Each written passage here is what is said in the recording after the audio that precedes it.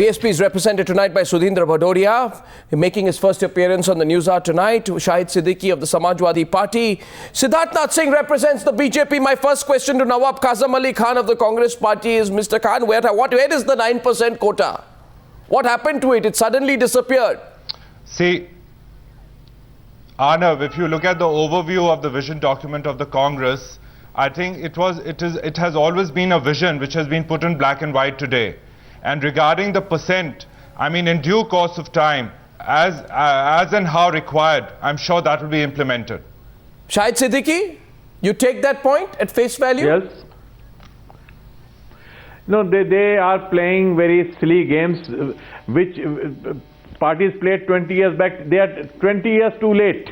They are playing the Mandal Kamandal card today, which has become irrelevant in Uttar Pradesh. Uttar Pradesh people want development, growth. They don't want to talk of caste. They don't want to talk of Babri Masjid, Ram Janmabhoomi. BJP and Congress are doing let the people of Uttar Pradesh decide what they want. It is not what Shahid Siddiqui wants, it's what the Uttar Pradesh people want. Let me speak. That's his personal opinion and his personal view. Why does he keep harping about the people of Uttar Pradesh? Let them decide for themselves what they want. You will have your chance. Okay, let him... This is not the way. Okay, yes, and you are talking about 20 years ago. What about 5 years ago when you were in power? What happened then? You had made so many promises. Did you stick by those promises? I mean, there is no point in discussing, you see, Arnab, if this is the kind of debate. No, go on, continue. Because when people don't understand that debate has to be a debate, not a fight. We are not fighting each other. So the point I'm making is that Congress manifesto is trying to divide the backward, it's trying to divide the Dalit versus the more Dalit, the backward versus more backward, Muslim versus forward Muslims. So this is the kind of divide and rule which they have adopted. This shows that they know that they are not going to get the support of the people, so they are trying to divide it into groups and sections and hoping that some will fall in their plate. Some of the sections of the society will fall in their plate by default. Let the people decide what they want. I think everybody is speaking at the same time. One minute, gentlemen, 1 minute. Nawab need gentlemen. Today, Nawabs don't decide. It is the people decide. It's a democracy. Nawabs will not decide. The sons and daughters of great... So let the people decide. The people decided that they wanted me 4 times and they decided they didn't want you. That's why you lost. It is you, That is what the people decided. They didn't want you. That's why you lost. They decided they wanted me, so they elected me 4 times and not you.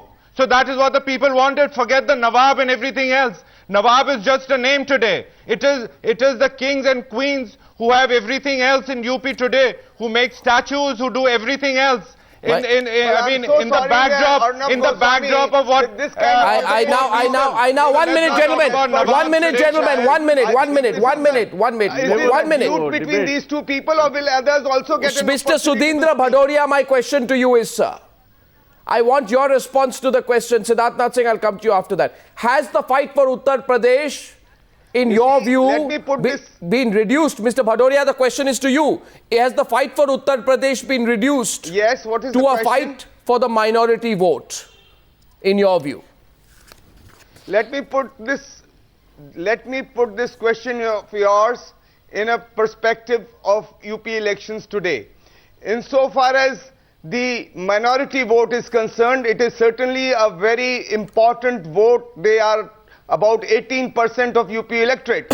Insofar as Mayawati ji as Chief Minister is concerned, she has empowered them by providing them 30 assembly seats which they won in UP. Not only that, they have got the largest share in the ministries. Even in this assembly election, let me tell you, Mayawati ji has given them 85 seats which no other party has given.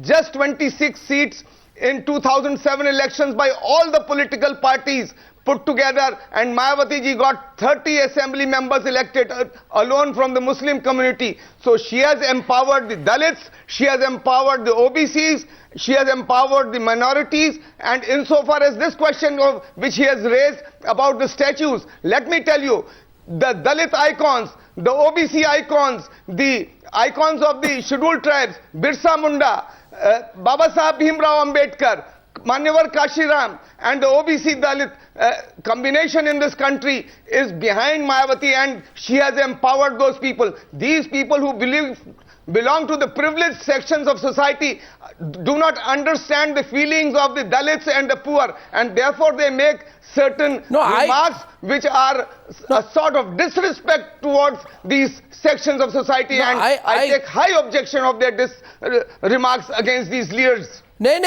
but 1 second. Question is, let's be very clear. At what point are you sincere? At what point do you begin to politicize the case? And this question goes, my question is actually to the Samajwadi Party. If we were not sincere, Arnab Goswami ji, if we were not sincere, let me tell you, in the last 20 years, we have from 1991 elections up till 2007, 5 assembly elections. Sir, BSP has grown from strength to strength. The Dalits, the poor have voted for us.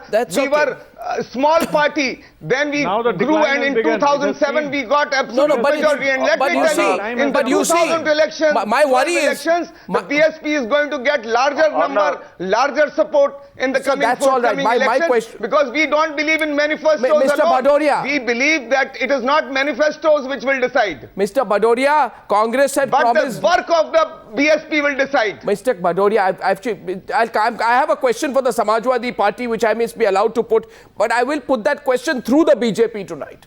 Because the question is this: Congress promised 9%, SP promised 18%. Now the Samajwadi Party, if I am not mistaken, has said we will release all innocent Muslim youth lodged in jail on terror charges, a false promise. Now they are saying that we will release all innocent Muslim youth lodged in jail on terror charges. Is this a false promise? Because if Muslim youth are proved innocent, the court will inevitably order their release. Let me. Siddharth Nath Singh first. Do you want me to reply to this?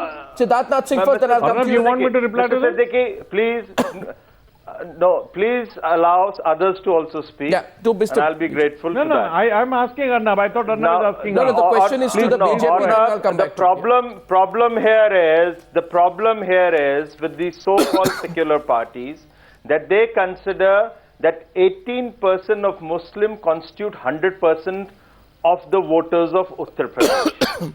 And therefore, this appeasement, this running after this vote bank is happening, and therefore all these false promises are happened. It's unfortunate, and I'm sure the UP Muslims will understand this, and the real reflection of these so-called secular parties has been shown by the Sachar Committee and Ranganath Mishra Committee, which has shown that these promises have not helped them to improve their plight. Now coming on to the BSP spokesperson, since now the BSP spokespersons are coming, they speak loudly and they take a lot of time on the channels which we are facing. There's a crisis, we always, when we face with Mr. Bhadoria or the BSP candidate, they take a lot of time. It is very good by making parks, you're trying to show that you're empowering the Dalits by bringing the icons. One icon they forget is the existing chief minister, why that icon has been included. Then second is, by spending 6,000 crores, might as well spend that 6,000 crores on the Dalits to empower them by giving them education, giving them pakka houses, or giving them roads, or giving them electricity. But by building parks, you don't empower them. So I think your ideology needs to be relooked into it, and through that ideology and through that 6,000 crores, you don't make a scam and you built up 2,000 crores as a scam. Siddharth Nath ji has made a point. I think by making a Ram Mandir and by demolishing the Babri Masjid, you do a lot of justice and you do a lot of social integration in the country. And if we, who for 5,000 years, these people who have been oppressed, exploited, subjugated, the worst kind of oppression in this country, if some of these figures are displayed in the public eye, I think people, and particularly the people belonging to the privileged sections, feel certainly a kind of hatred towards these sections. Therefore, I can understand your feelings. I can understand your feelings. Please give me two examples. All I want is two examples by you where you have empowered the Dalits of UP and their statistics have gone up. You have spent so much money on Ram Mandir, which Still in the last 20 years you have not been able to. I'm proud, my dear friend, I'm proud that if I spend money on Ram Mandir, इसलिए आपका ये कहना, you know, all this kind of rhetoric will not get you any vote. The vote will come. You should show it. Nobody answered my question. If you wish to debate, we are open to it. There is a court judgment which has come up. We will be happy to read that court judgment which has demolished all the secular parties, the myth they were carrying that there is no Ram. So I think the court has established to it, and we will fight on it on a different date and a different. Why did? No, I'm not. I never brought Ram Mandir. If they wish to bring Ram Mandir, I'm happy to bring it and debate on it. But yes, there is a crisis that 18% doesn't become 100% of UP voters.